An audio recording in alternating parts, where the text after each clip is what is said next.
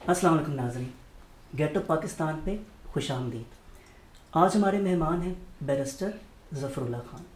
آپ کئی کتابوں کے مصنف ہیں، گزشتہ دور حکومت میں وفاقی وزیر برائے قانون رہے ہیں۔ اس کے علاوہ سابق وزیر اعظم کے معاون خصوصی برائے انسانی حقوق، اقتصادی و پارلیمانی امور رہے ہیں۔ مزید یہ کہ آپ نے سیکریٹری قانون، انصاف اور انسانی حقوق کے طور پر بھی اپنے فرائض انجام دیے۔ ایک علم دوست اور کتاب دوست شخصیت، تو آئیے آپ کو ملاتے ہیں ان سے۔ السلام علیکم سر۔ گیٹ اپ پاکستان کو وقت دینے کے لیے ہم آپ کے بہت شکر گزار ہیں۔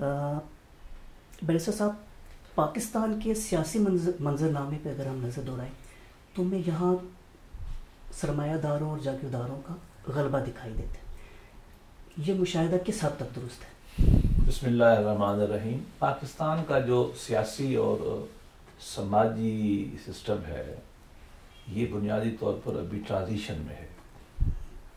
یہ جاگیرداری سے ابھی جمہوریت کی طرف چل رہا ہے، یہ ملوکیت سے ابھی عوامیت کی طرف جا رہا ہے، اور اس کے اندر ابھی تک وہ چیزیں نہیں پیدا ہو سکی جس کو ہم کہہ سکتے ہیں کہ یہ دستوری ملک ہے، یہ کہہ سکتے ہیں کہ حقوق انسانی کا خیال کیا جاتا ہے یا رول آف لا کا خیال کیا جاتا ہے۔ ہمارے پنجاب میں، سینٹرل پنجاب میں اور ساؤتھ میں ابھی تک بھی فنڈامنٹلی بنیادی طور پر جاگیرداری ذہن کا غلبہ ہے۔ سندھ پورے کے اوپر، سندھ میں سوائے اربن سینٹر کے جاگیرداری ذہن کا غلبہ ہے۔ بلوچستان تو پورا جاگیرداری سے بھی ایک قدم اور پیچھے ہے، صداری نظام ابھی وہاں قائم ہے۔ یہ ہمارا جو کے پی کے پروونس ہے، اس میں صورتحال سرمایہ دارانہ کی اس طرح نہیں ہے، لیکن البتہ یہاں تھوڑا اور سسٹم ہے، لیکن وہاں بھی اس طرح کی نہیں ہے کہ انسان جمہور کی آزادی مکمل ہو۔ تو یہ بات ہمیں مان لینی چاہیے کہ ہمارا جو ڈھانچہ ہے سماجی، یہ ابھی ایگیلیٹیرین نہیں ہے، ابھی یہ فیوڈل ہے اور ٹرائبل ہے، اور اس کی وجہ سے اس نے ہمیں کیپچر کر رکھا ہے۔ لینڈ ریفارمز ہمارے ہاں تھوڑی بہت ہوئیں، لیکن ان کی وجہ سے زرعی زمینوں کی لیمیٹیشن ہوئی، ایکڑ کم ہوئے، لیکن ذہن ابھی تک وہیں کا وہیں۔ تو جو جاگیردارانہ یا جو دوسروں کو محکوم بنانے کا جو مائنڈ سیٹ ہے، اس کی موجودگی میں تو ظاہر ہے جو فطری نتیجہ ہے وہ ایک طبقاتی تفریق کی صورت میں ہی برآمد ہوگا۔ تو صحیح معنوں میں ایک جمہوری سماج، صحیح معنوں میں فلاحی سیاسی کلچر کے لیے آپ کیا سمجھتے ہیں کہ کون کون سے اقدامات ضروری ہیں؟ پاکستان میں اگر ہم کارل مارکس کی پوری اصطلاح قبول نہ بھی کریں تو یہ کہنے میں کوئی حرج نہیں ہے کہ ابھی ایک طبقہ سرمایہ داروں کا بھی ہے، ایک طبقہ مڈل کلاس کا بھی تھوڑا بہت ہے، لیکن سیاسی سٹرکچر کے اوپر ابھی انہی دو طبقوں کا غلبہ ہے، جاگیردار کا، جس میں میں سردار کو بھی شامل کرتا ہوں، اور سرمایہ دار کا۔ کامن آدمی ابھی تک اس نظام کا حصہ بنا نہیں ہے۔ برطانوی پارلیمان میں اگر 500 ممبر ہیں نا، 300 ہوتے ہیں استاد، ٹیچر، کلرک، نرسری ہوتے ہیں۔ ہمارے ہاں ابھی ایسا ممکن نہیں ہے، پورا نظام ویسے کا ویسا ہے۔ اور اس نے کیا ہے، اس نے کیا یہ ہے کہ وہ کوئی فنڈامنٹل تبدیلی کرنے نہیں دیتا سماج میں۔ جن چیزوں نے سماج کو چینج کرنا نا، ان کو وہ کرنے نہیں دے گا، اسی بھی کنزرویٹو پیراڈائم میں اس کو وہ رکھتا ہے، ریزسٹ کرتا ہے۔ اسی کی آف شوٹ ہے سول سروس، وہیں سے بچے آتے ہیں سارے کے سارے، اور جب سروس میں آ جاتے ہیں، خاص طور پہ سندھ میں اگر آپ دیکھیں تو جاگیردار اور افسر کا یوں آپس میں ساتھ ہوتا ہے، اور عدلیہ انہی کے ساتھ ہوتی ہے، اور سب سے بڑا جو ہے وہ بندوق آ جاتی ہے، اور وہ ساروں کو کنٹرول بھی کر لیتی ہے، اپنی مرضی سے بھی چلاتی ہے۔ ان کو بھی یہی سوٹ کرتا ہے کہ جمہور نہ ہو۔ 50-100 بندوں کو ڈیل کرنا آسان ہے نا، اور لاکھوں کو ڈیل کرنا مشکل ہے۔ تو یہ تو بات دکھ کی ہے کہ ابھی تک ہم اس ٹرانزیشن میں بہت پیچھے ہیں۔ بنگلہ دیش ہم سے بہت آگے چلا گیا اس ٹرانزیشن میں، انڈیا ہم سے اس ٹرانزیشن میں بہت آگے چلا گیا، ایران اس ٹرانزیشن میں، پولیٹیکل بات نہیں کر رہا میں، سوشو اکنامک، میں انفراسٹرکچر کی جو چیز اس کی بات کر رہا ہوں، وہ ہم سے آگے چلے گئے۔ عمان جیسا ملک ہم سے آگے چلا گیا، ویتنام تو بہت آگے چلے گئے۔ ہمارے ہاں ابھی وہی جو ٹول ہے نا ذہن کو کنٹرول کرنے والے، یا زیادہ کروڈ فارم میں کہیں کہ غلامی ذہن کو پختہ کرنے والے، دیکھیں نا طبقات کیوں بنائے جاتے ہیں؟ غلام بنانے کے لیے بنائے جاتے ہیں نا. میری بات چلے، میرے سامنے بولے کوئی نہ، میں اکیلا رہوں، دھرتی میری ہو اور کوئی نہ ہو. اس کو بھی شدت سے توڑنے کی ضرورت ہے. ابھی جو ہمارے یعنی اقتدار کی اراداریوں میں جو افراد پائے جاتے ہیں، جس طرح آپ نے ذکر بھی کیا، جتنے بھی پاور سٹیک ہولڈرز ہیں، ان کے مفادات تو پھر عوام کے مفادات سے ظاہر متصادم ہیں. کیا آپ سمجھتے ہیں کہ عوام کو بھی اس چیز کا احساس ہے؟ کہیں وہ اسٹاک ہوم سنڈروم میں تو نہیں مبتلا؟ دیکھیے ہماری جو سیاسی تاریخ ہے نا دنیا کی، وہ ہے یہی کہ کمزور اور تکڑے کی جنگ ہے.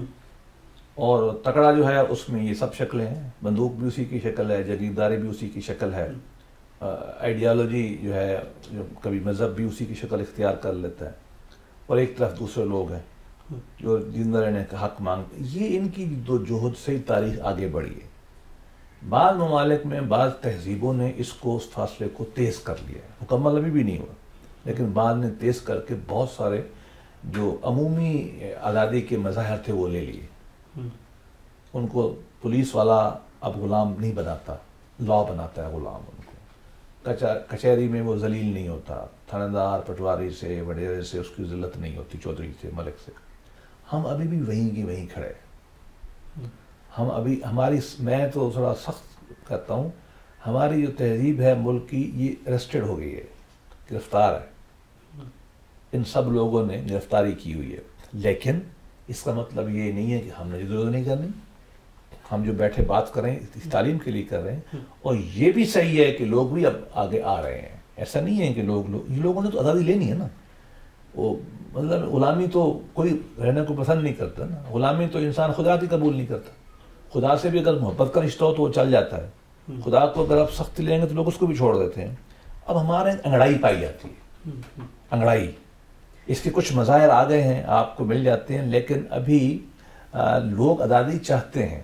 لوگوں کو جب موقع ملتا ہے نا، اگر آپ دیکھیں تو وہ پاکستان کی سیاسی جماعتوں کو ووٹ دیتے ہیں، نہ اسٹیبلشمنٹ کے ساتھیوں کو ووٹ دیتے ہیں، بندوق کے ساتھیوں کو ووٹ دیتے ہیں، نہ وہ رجت پسند مذہبی طاقتوں کو ووٹ دیتے ہیں، نہ وہ صداروں کو، وڈیروں کو ووٹ. جہاں ان کو داغ لگتا ہے وہ ووٹ اپنا اظہار کر دیتے ہیں. یہ الگ بحث ہے کہ بیچاروں کا ووٹ پھر چوری ہو جاتا ہے. لیکن ایک جد و جہد تو ہے نا، اس میں مایوسی کی بات نہیں ہے. میں یہ سمجھتا ہوں کہ ٹھیک ہے کہ بعض معاملات میں اسٹیبلشمنٹ کا رول پہلے سے بڑھ گیا ہے، لیکن غالباً جاگیرداری کا نظام پہلے سے کمزور ہوا ہے، سرمایہ نظام پہلے سے کمزور ہوا ہے. اب اربن مڈل کلاس جو ہے، جو پڑھے لکھے نوجوان ہیں، گریجویٹس ہیں، اب ان کے مائنڈ سیٹ میں ابھی کچھ چیزیں ہیں، لیکن اتنی نہیں ہیں جتنی پہلے تھی. اب یہ ٹرانزیشن کی طرف ہم جا رہے ہیں. اور جو جدید جو ذرائع ابلاغ اور یہ اظہار کے جو ذرائع ہمارے سامنے آ رہے ہیں، اس میں عوام میں فرسٹریشن تو دکھائی دیتی ہے. وہ آپ سوشل میڈیا میں دیکھیں، وہ بول تو رہی ہیں. ایون ابھی بھی آپ دیکھیں تو تبدیلی کا بھی جو ایک لوگوں نے اس کا تعاقب کیا کہ ہمیں تبدیلی چاہیے، تو وہ بھی اس چیز کی ایک علامت تو ہے کہ لوگ جو ہیں کچھ تبدیلی چاہ رہے ہیں اور وہ اس جمود سے نکلنا چاہ رہے ہیں.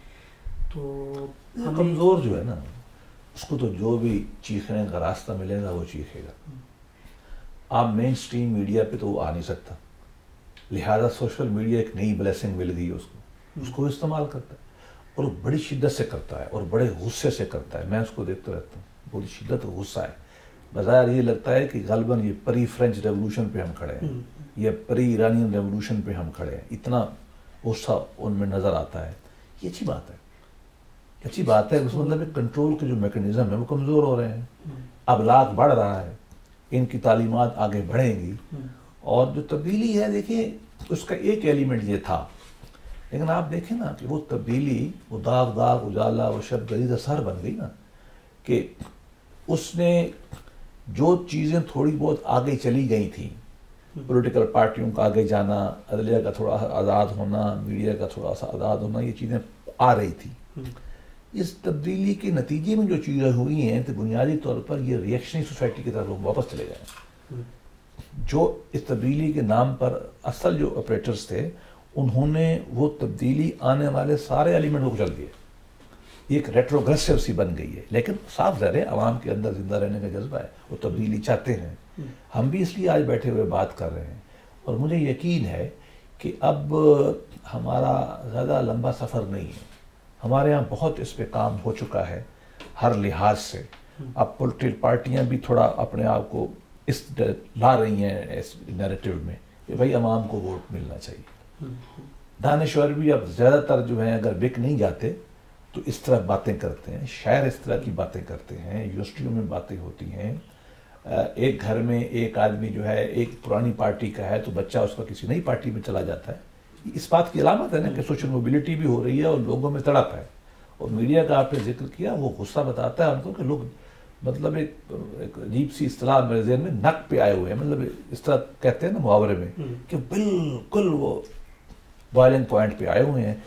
عقل کا تقاضا یہ ہے, پاور کوریڈور کو سمجھنا چاہیے کہ اگر انہوں نے اس کی ڈسرپٹیو ایکسپریشن کرانی ہے, کوئی انقلاب کی طرف لے جانا ہے, مار دھاڑ میں لے جانا ہے, اس سے بچ جائیں, آرڈرلی ریٹریٹ کریں, پیچھے ہٹیں, اور آرڈرلی آہستہ آہستہ لوگوں کو سپیس دیں. نہیں رد عمل ہوگا, نہیں تو انقلاب آئے گا, خون خرابہ ہوگا, ٹوٹ پھوٹ ہوگی, ملنا تو کچھ نہیں ہے. ٹائم سے لڑ تو کوئی نہیں سکتا. حقوق انسانی نے آگے نہیں بڑھنا ہے, آپ ان کو روک نہیں سکتے. آپ نے صحیح طرف اشارہ کیا. برسر صاحب, آپ نے گفتگو کے آغاز میں لینڈ ریفارم کا ذکر کیا تھا. زرعی زمینوں کی چھوٹے کاشتکاروں میں یا عوام میں منصفانہ تقسیم اور جو زرعی انکم پر جو ٹیکس ہے, اس حوالے سے آپ کیا سمجھتے ہیں کہ وے فارورڈ کیا ہے؟ پاکستان کے بعض علاقوں میں زرعی زمینوں کی تقسیم جو ہے وہ غیر مناسب ہے. انگریز کے دیے ہوئے ٹکڑے ہیں, زیادہ تر جاگیریں ہیں, یا کچھ انہوں نے خود بھی بنا لی. دنیا پوری میں لینڈ ریفارمز ہو گئی. ایران میں تو 1905-6 میں ہو گئی تھی. انڈیا جب آزاد ہوا ہے اس کے 2-3 سال بعد کر لی. بنگلہ دیش نے کر لی, ایسٹ پاکستان نے کر لی, ہمارے یہاں نہیں ہوئی. ایوب خان نے پہلی کوشش کی, ناکام ہو گئی. بھٹو صاحب نے دوسری کوشش 72 میں کی, پھر تیسری 77 میں شاید کی. اس سے کچھ جو تعداد تھی کہ جی آپ 100 ایکڑ رکھ سکتے ہیں, 200 رکھ سکتے ہیں, اس میں کوئی تبدیلی ہو گئی. بعد میں فیڈرل شریعت کورٹ کا ایک فیصلہ آ گیا, اور پھر فیڈرل شریعت کورٹ نے کہا کہ لینڈ ریفارم ٹھیک ہوئی ہیں. پھر سپریم کورٹ اپیلیٹ بینچ میں جب گئے تو اس میں انہوں نے کہہ دیا کہ یہ اسلام کے خلاف ہے. بلکہ یہاں تک آگے چلے گئے کہ جی اگر آپ پیسے دے کے بھی زمین لے لیں گے تو یہ بھی اسلام کے خلاف ہے. ہم تو نہیں سمجھتے کہ اسلام کے خلاف کیسے ہے, لیکن ایک رجت پسندانہ ذہن واپس غالب ہو گیا.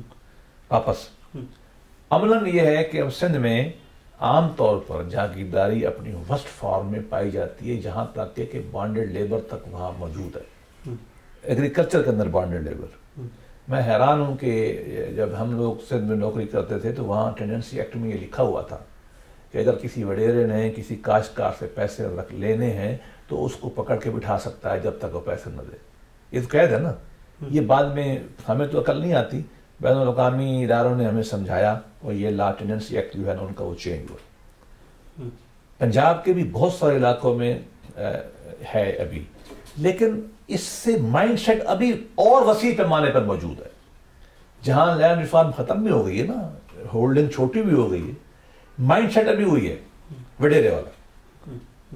تو اس کو شدت کے ساتھ تبدیل کرنے کی ضرورت ہے. میں تو ابھی بھی اس بات کے حق میں ہوں کہ کوئی پارلیمان زور لگائے اور اپنا اتحاد کر کے یہ جو فیڈرل شریعت کورٹ اور اس کے بعد فیڈرل شریعت کورٹ نے تو ٹھیک ججمنٹ دی تھی, اپیلیٹ کورٹ نے جو ججمنٹ دی تھی شریعت اپیلیٹ, اس کو ختم کر دے اور کہے کہ نہیں ہم اس کو ماننے کو تیار نہیں ہے, ہمیں رائٹ ہے انٹرپریٹ کرنے کا, اتحاد کا آپ کو نہیں ہے. میں تو اس حد پہ جاتا ہوں اور اس کو ختم کرنا چاہیے. بھلے مجھے نہیں معلوم کہ اگر آپ کسی نے خریدی ہے تو اس کو کمپنسیٹ بھی کر دیں, لیکن اس کی جو پروٹیکٹڈ کانسٹیچوئنسی ہے نا, اس کو توڑنا چاہیے. وہ جو اس نے ایک علاقے میں ذہنی فکر کا ایک پنجرا بنایا ہوا نا, جس کے اندر لوگ بیٹھے ہوئے وہ ہل نہیں سکتے, سوچ نہیں سکتے, اس کی بچی بھی محفوظ نہیں ہے, بچہ بھی محفوظ نہیں ہے. کیوں؟ جب وہ بولے گا اٹھا لیں گے. تو یہ سارے اس کو شدت کے ساتھ توڑنے کی ضرورت ہے. اس طرح کے لوگ جو ہوتے ہیں نا, یہ آرام کی زبان نہیں سمجھتے, یہ تبلیغ کی اور اخلاق کی زبان نہیں سمجھتے. ان کو طاقت سے فارغ کرنا پڑتا ہے. اس کی معاشی ذرائع لے لیں, یہ ٹھیک ہو جائے گا.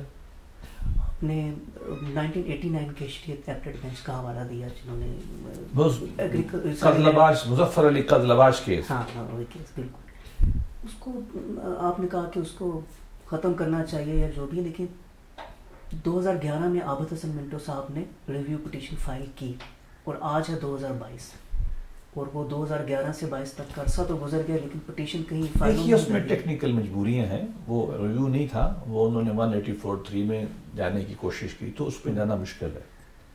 مجھے اعزاز حاصل ہے کہ مجھے منٹو صاحب نے خود کہا کہ آپ میری اس سلسلے میں اسسٹ کریں، کیونکہ میں خود سخت اسٹرانگلی فیل کرتا ہوں ججمنٹ غلط ہے۔ اب ہمارے پاس غالباً ٹیکنیکلٹیز کی وجہ سے یہ سنی نہیں جائے گی چونکہ اپیل فائنل ہو چکی ہے تو، لیکن اس کا حل میرا اپنا خیال ہے پارلیمان کو حاصل ہے۔ پارلیمان دوبارہ لا بنا دے اور کہے کہ جی ہم سمجھتے ہیں، دیکھیں اس کا فلسفہ کیا ہے؟ فلسفی یہ ہے کہ لا میکنگ کی پاور کس کو اویلیبل ہے؟ پارلیمان۔ ٹھیک، اور اگلی بات میں عرض کروں، اگر دین کی 3 تعبیریں ایک معاملے میں ممکن ہیں، ان میں سے چننی ہے نا ہم نے، یہ بھی اسلامی روح کے اندر پارلیمان کو حاصل ہے۔ فقہ حنفی میں اس کو استحسان کہتے ہیں کہ اگر ایک قانون کی 2، 3، 4 تعبیریں ممکن ہیں، میں نے چننی ہے کون سی، اس کو استحسان کہتے ہیں، اور ہمیں وہ چننی چاہیے جس میں لوگوں کا فائدہ ہو۔ یہ فقہ حنفی یہ کہتی ہے، اصول یہی اسلامک لا کا۔ تو پارلیمان چن لے، کہہ جی ہم نے چن لیا ہے، اور میں اگلی بات کرتا ہوں، پھر چیلنج ہوگا، پھر وہ اڑا دیں گے، جس دن وہ اڑائے اگلے دن پھر آپ وہی لا بنا لیں۔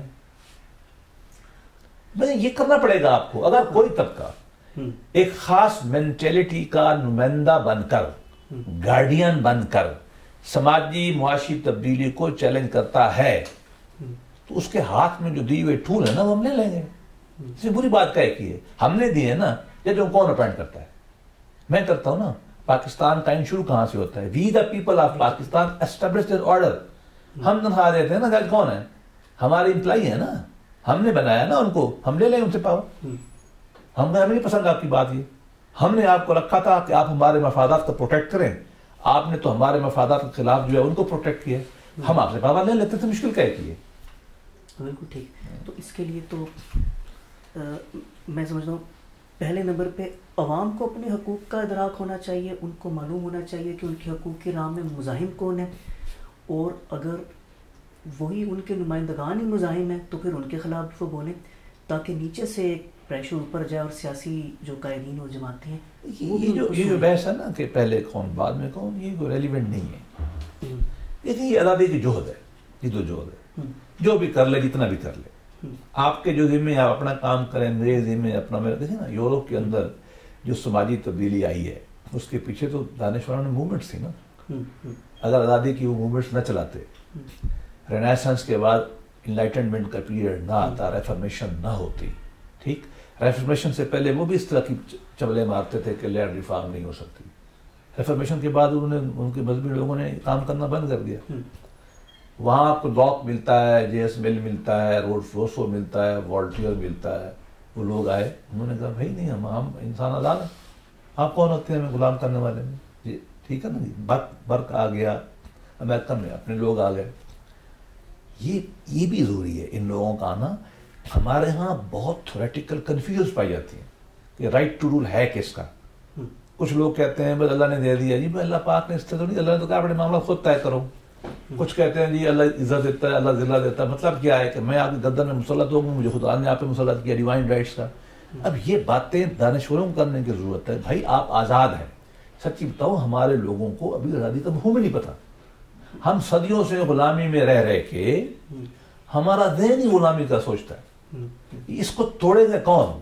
اس کو توڑے گا جس کو آزادی کا شعور ہے، جو پڑھا لکھا آدمی، وہ توڑے گا۔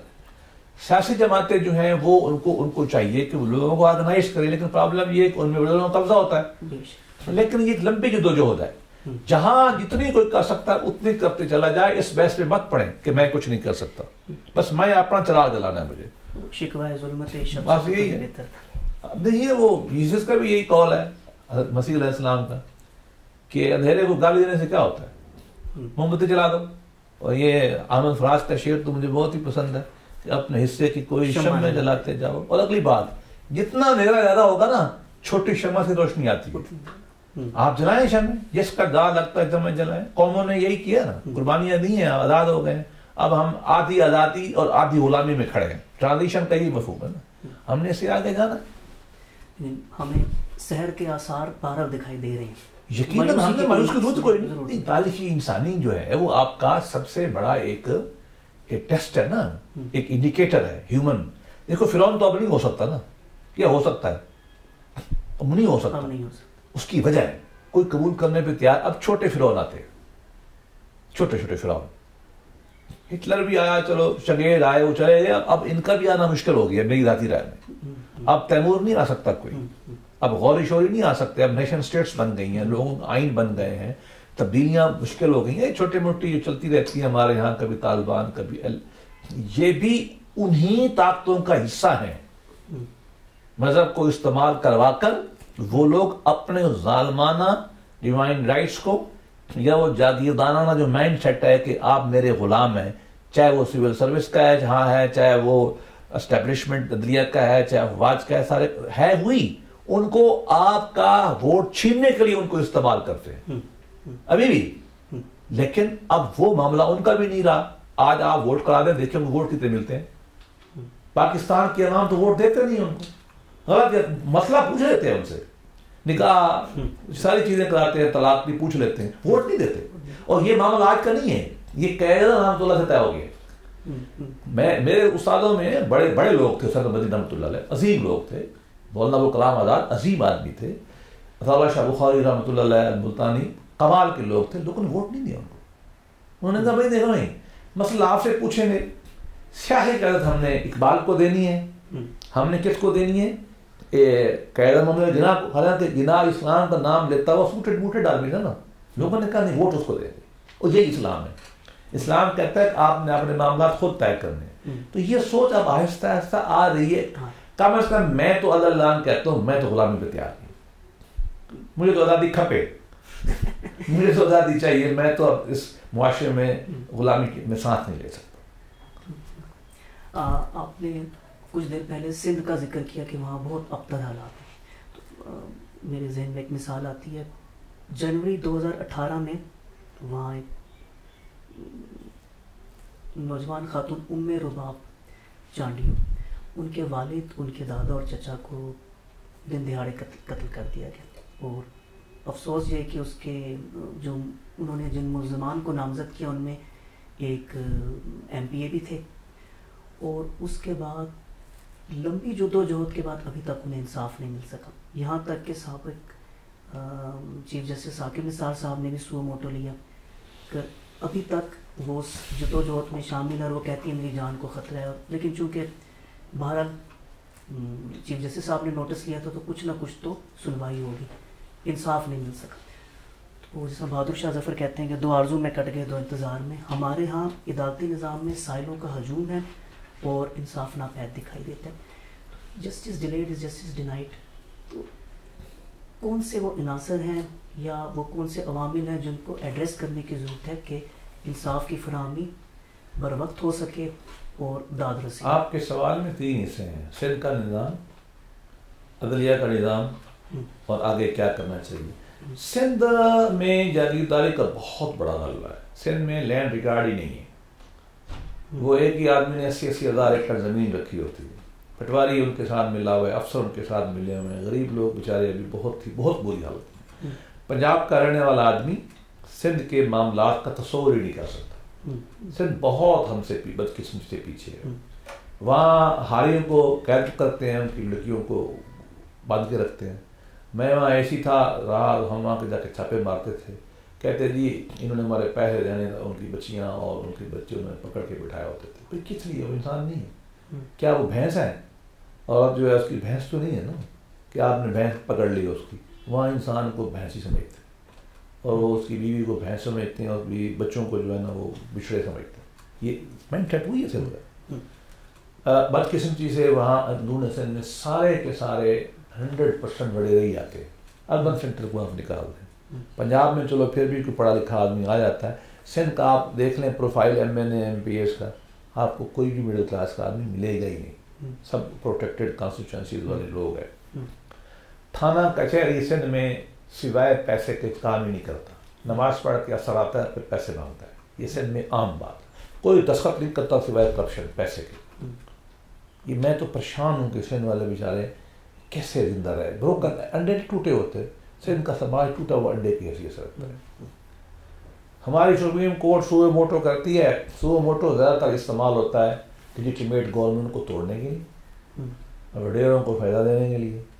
غریب اصل سوئے موٹو کا موقع اگر ہے تو اس طرح کا کیس ہے, اگر ہے تو. اول تو ہم سمجھتے ہیں وہ ضرورت نہیں ہے اس کی, لیکن کیا کیا انہوں نے, سوائے کہ پچھلے چند ثاقب صاحب جو تھے وہ تو انتہائی پست قسم کے انسان تھے, وہ بعد میں بھی آنے والے نے. اس وقت سپریم کورٹ میں دن بدن پینڈنٹ کیس بڑھ رہے ہیں. بھائی تمہارا کام یہ تو نہیں ہے نا کہ تم نواز شریف کے ڈنڈلے کے پیچھے پڑ جاؤ یا عمران خان کے پیچھے پڑ دو. تمہارا یہ کام نہیں ہے. تمہارا کام ہے یہ تمہارے سامنے کیس پڑھو تو فیصلہ کرو, وہ کم کرو.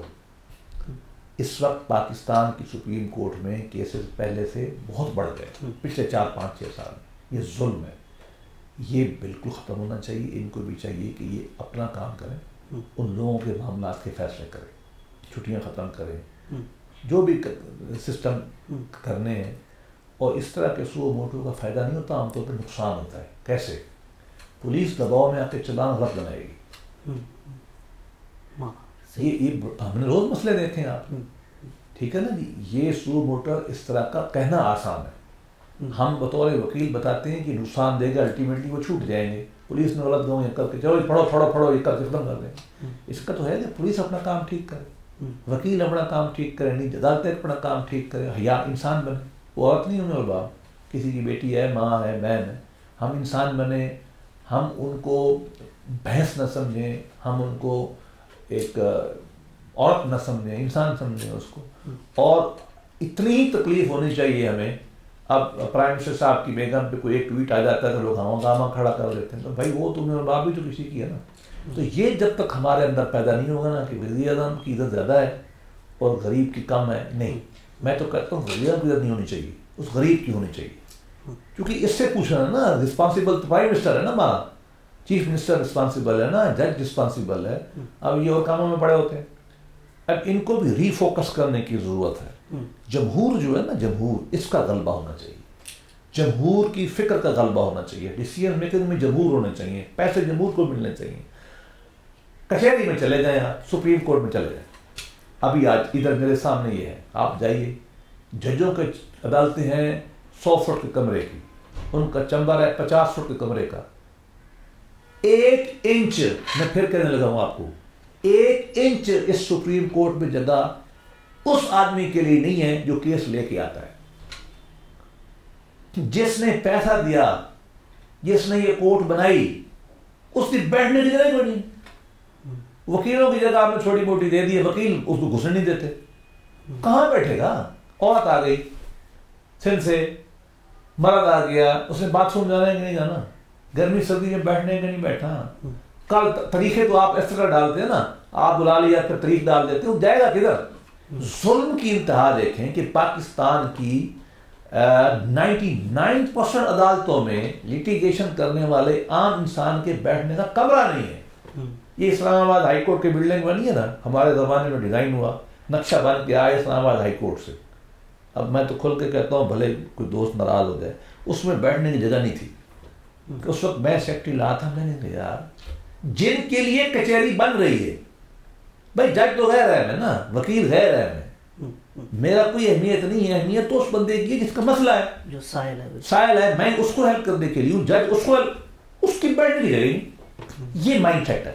اگر ہمارا مائنڈ سیٹ یہ ہو کہ وہ انسان ہے, تو ہم بلڈنگ بنانے سے پہلے سب سے بڑی جگہ اس کو دیں گے. خواتین کے لیے الگ بٹھائیں گے کہ ہماری بیٹیاں پردہ کرتی ہیں, ہمارے کلچر میں ہے, وہ مردوں کا باتھ روم استعمال نہیں کرنا چاہتی تو نہ کریں.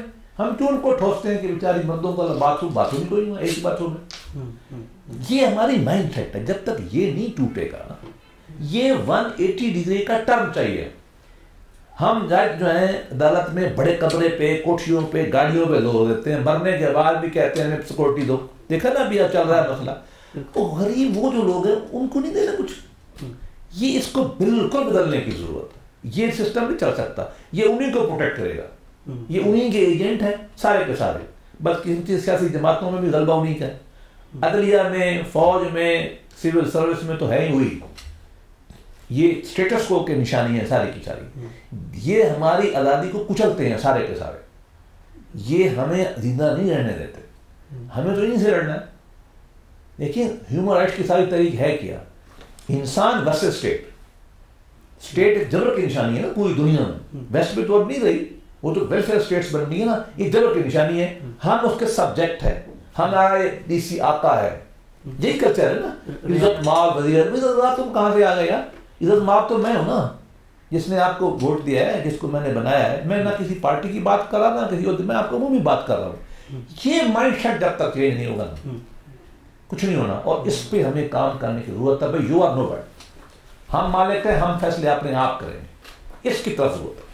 لیگل فریٹرنیٹی کا حصہ ہونے کے ناطے آپ کی عدالت عظمیٰ کے جو فیصلے ان پر ظاہر گہری نظر ہوگی.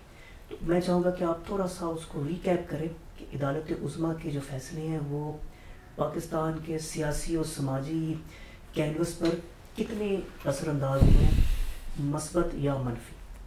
ہماری سپریم کورٹ کے 90% فیصلوں نے ہماری جمہوریت کو کچلا ہے, ہماری آزادی کو کچل ڈالا ہے. سب سے پہلے مولوی تمیز الدین کا کیس آیا تھا, جس میں یہ تھا کہ گورنر جنرل اہم ہے یا پاکستان کے اس وقت 5 کروڑ اہم ہے. انہوں نے کہا گورنر جنرل اہم ہے. پھر 200 کیس آ گیا, انہوں نے کہا کہ self styled martial administrator Ayub Khan علیہ مالہ اہم ہے یا ملک امان اہم ہے. انہوں نے کہا ایوب خان اہم ہے. پھر اس کے بعد انہوں نے ظفر علی شاہ کیس سے لے کر آج تک انہوں نے ملک کا بٹھا بٹھا دیا. ہمیشہ انہوں نے فوج کا ساتھ دیا, عوام کو کچلا. سیاستدانوں کے خلاف انہوں نے چھریاں استعمال کی, ذوالفقار بھٹو کو بے گناہ قتل کیا. بے نظیر بھٹو کے قاتل دبی زندہ آتے پھر رہے ہیں, کوئی انصاف نہیں ملے گا ان کو. میں بتا رہا ہوں نہیں ملے گا. جھوٹے سچے کیس ہیں. نواز شریف صاحب کو کبھی نکال دیتے ہیں, کبھی اندر لے جاتے ہیں, یہ کوئی طریقہ ہے؟ اور پھر اپنے پروٹوکولوں میں پڑ جاتے ہیں. ٹھیک ہے, کبھی ڈیم بنانے, تمہارا ڈیم پہ کیا کام بھائی؟ تم اپنا کام تو کرتے نہیں, ہم لوگ ڈیم بناتے. اپنا کام کرو بیٹھ کے, اپنی پینڈنسی ختم کرو. بتاؤ نا کہ پچھلے سال 5000 کیس تھے, ابھی 4000 ہو گیا, 3 ہو گئے, 2 بتاؤ ہمیں. یہ آپ بتاتے نہیں ہو. لٹیگینٹ جائیں ان کی آپ بےزتی کرتے ہیں. کلاس وہاں کورٹ میں بےزتی پروگرام ہوتا ہے, کوئی شریف آدمی نہیں جا سکتا. حالانکہ قرآن مجید میں یہ حکم ہے کہ مظلوم اونچا بول سکتا ہے, شور مچا سکتا ہے, جج نہیں مچا سکتا. قرآن کا حکم ہے یہ, لیکن یہ مچاتے ہیں. میں تو سچی بتاؤں, انہوں نے پاکستان کے سیاسی اور سماجی نظام کو توڑنے میں, اسٹیٹس کی قوتوں کو ساتھ دینے میں عدلیہ آخری ہتھیار کے طور پر استعمال ہوتی.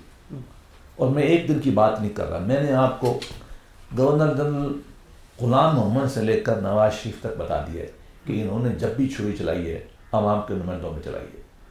کوئی ایسا بڑا لینڈ مارک کیس, اکا دکا چھوٹے موٹے لیبر رائٹس پہ کبھی چھوٹے موٹے آ جاتے ہیں. دیکھو لینڈ ریفارم کو دیکھو, ستیہ ناش کر دیا آپ نے. چلو جیسا بھی بھٹو نے, ایوب نے کچھ تھوڑا بہت اچھا کام کیا تھا, اور ہم نے اس کو اسلام کے نام پر اس کو الٹا کر دیا. میں تو زیادہ اس کے بارے میں مجھے تو کوئی خوش فہمی نہیں ہے کہ پچھلے 50-60 سال میں عدلیہ نے کہ ہمارے بارے میں اچھا کام کیا. یہ اسٹیبلشمنٹ کے جاگیرداروں کے نمائندوں کے طور پہ سامنے آئی ہے. اور کوئی بھی 100 ووٹوں بھی اس طرح نہیں لیتے کہ جس میں عوام کی عمومیت, یہ 100 ووٹوں لینا کہ عورتوں کو پراپرٹی جائیداد مل رہی ہے کہ نہیں مل رہی, اس کو تکلیف ہوگی, کیوں نہیں لیتے؟ اس پہ کیوں 100 ووٹوں نہیں لیتے کہ پاکستان کے آئین میں لکھا ہوا ہے کہ تعلیم جو ہے کمپلسری ہے, اللہ نے کہا ہے کمپلسری ہے, کیوں نہیں تعلیم دی جا رہی؟ اس پہ لینا, کیوں نہیں لیتے؟ قرآن میں یہ لکھا ہوا ہے, آئین میں لکھا ہوا ہے کہ پاکستان کے عوام کا حق جمہور ہے, وہ حکومت کریں گے. یہ فوجیوں کو ماشاءاللہ کو ٹھپا لگاتے حلال کراتے رہتے ہیں. کیا انہوں نے 100 ووٹا لیا ایک دفعہ جس میں تب لیبر کا فائدہ ہوا ہو؟ کوئی فائدہ عورتوں کا ہوا جو طبقہ ہے, مسیحیوں کا ہوا ہو, ہندوؤں کا ہوا ہو, سکھوں کا ہوا ہو, ہاریوں کا ہوا ہو, کیا دیا انہوں نے؟ اکا دکا. مطلب میں ایک وہ چھوٹا سا کیس ہے بانڈڈ لیبر, اسما جہانگیر اللہ اس پہ رحم کرے, میں اس کی ایک کیس آیا تھا افسر اللہ صاحب نے بانڈڈ لیبر کا, اس نے اچھا کام کیا. میں آج بھی تعریف کر رہا ہوں افسر اللہ صاحب کی بھی اور میڈم اسما کی بھی. لوگ بھلے جن کے بارے میں جو بھی ہمارے ہاں کہا جاتا ہے, انہوں نے وہ اچھا کیس ہے بانڈڈ لیبر والا. اس سے لیبر رائٹس کی بہت بڑی موومنٹ شروع ہوئی. مجھے بڑا فخر ہے, ہم یو این او کے ساتھ مل کے, آئی ایل او کے ساتھ, لوگوں کے این جی او کے, ہم نے اس پہ بڑا, اب بہت حد تک پنجاب میں یہ مسئلہ, شہباز شریف نے بہت کام کیا اس میں, بٹھے والوں سے مل کے وہ کام. سندھ میں بھی ہے یہ مسئلہ. اس طرح کے کوئی کیسز مجھے تو ایک یاد آ رہا ہے, مجھے کوئی یاد, اللہ کرے ابھی نیا چیف صاحب نے کہا ہے کہ میں کچھ اللہ کرے یہ کرے، ہم سب ان کے ساتھ ہیں، لیکن سیاسی نہیں ہونے چاہیے. جو طبقات محروم ہیں نا ہمارے طبقے، مستضعفین فی الارض جو ہیں، جو ڈاؤن ٹروڈن ہیں، جو رچ رفتار بنائے گئے ہیں ہمارے، ان کے معاملات کو اگر یہ اٹھائے. ٹھیک ہے، افتخار صاحب نے وہ مخنث جو ہے ہمارے کلاتے ہیں، وہ جو ہمارے بھائی ہیں جس کو اب ٹرانسجنڈر کے نام مختلف نام دیے جاتے ہیں، ٹھیک کیا، ان کو آئیڈینٹی. یہ کام ہے سو ووٹر کرنے والے. یہ نواز شریف کا کیس سو ووٹر نہیں ہے، بھٹو صاحب کو پھانسی لگا دینا سو ووٹر نہیں ہے. یہ تباہی کیا ملک کی انہوں نے. اس طرح بھی جائے جس سے ہم آزاد ہوں، ہمیں رائٹ ٹو لائف ملے، ہمیں ڈگنیٹی ہماری ملے، ہمیں ہمارے معاشی حقوق ملے. یہ ملک ہمارا ہے، ان کا نہیں ہے. ان کو یہ بات سمجھنے کی ضرورت ہے.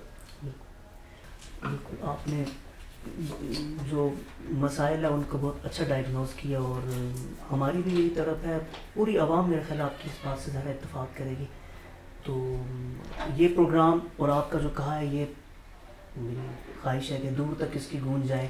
دیکھو میں تو نٹشل آپ کو آخر میں عرض کر دوں، مجھے آزادی چاہیے. مجھے آزادی چاہیے وڈیرے سے، مجھے آزادی چاہیے تھانے دار سے، مجھے آزادی چاہیے پٹواری سے، مجھے آزادی چاہیے کلرک سے. میں دفتر رہتا ہوں، مجھے اندر گھسنے نہیں دیتا.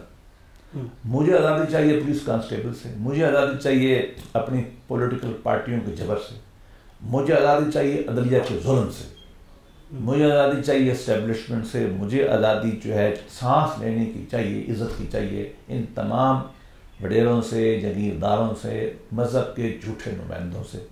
میں اس 21ویں صدی میں جب دنیا نے آزادی کا سانس لے ہی لیا ہے، میں ابھی جو ہے چیخ رہا ہوں.